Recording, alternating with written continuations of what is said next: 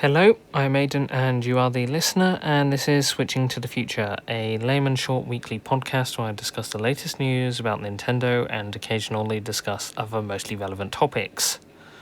I'm going to be a bit quieter this week as I procrastinated on getting this recorded. It's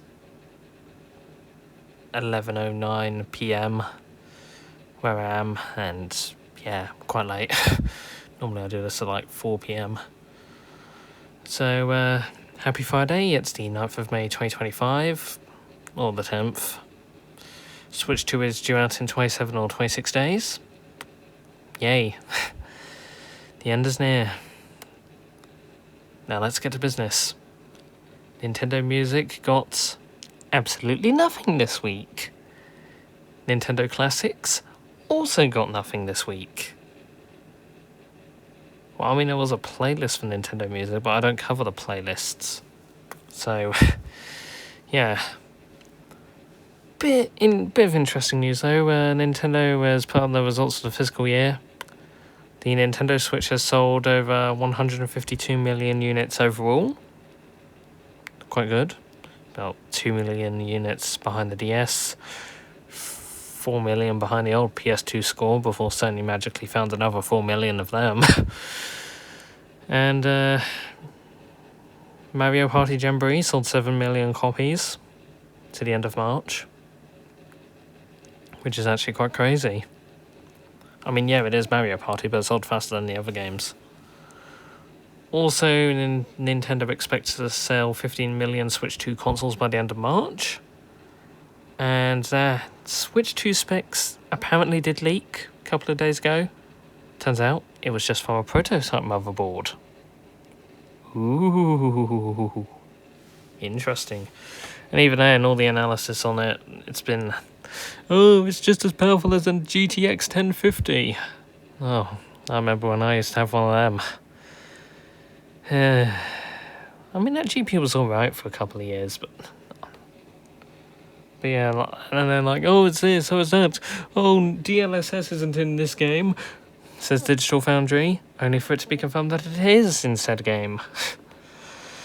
So, in regards to specifications of the console, I say wait until the console's release and wait for somebody actually reliable to analyse it.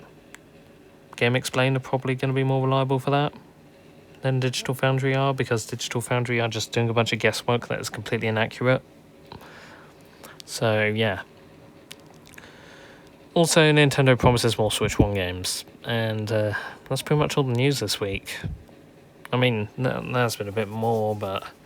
Oh, yes, Nintendo updated the end-user license agreement for Nintendo accounts.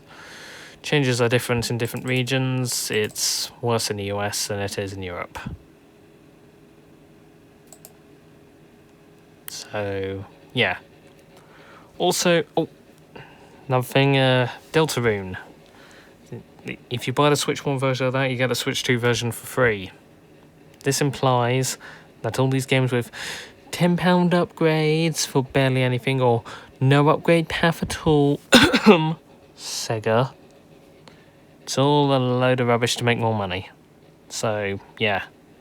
Free upgrade paths are possible. And that's pretty much definitely all the news. So, time for topic of the week number 19. 27 days until the end. Let's talk tours. You might be thinking, why am I saying that? Switch 2 Welcome Tour. Figured I'd start off with the least interesting launch release,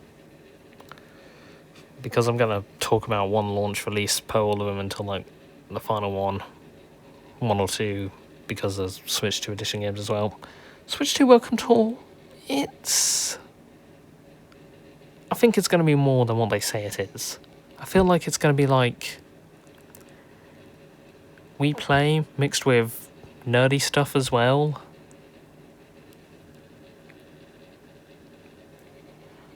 And also, I mean, from people who have been to Switch 2 experience, we have learned a couple of things because of them playing it, so yeah. I have a feeling it'll be a fun tech demo at least. Not fun for all the family, but I mean like fun to take turns and get a high score in. So, yeah. Outside that, how do I feel? 27 days until Switch 2. I'm happy. I mean, I love Switch 1. I really do. But I'm just happy that the end is near.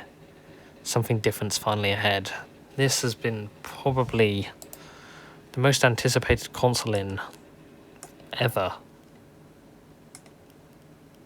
So, yeah. That's my current thoughts and everything. So, see you next week. Have a good weekend. And goodbye.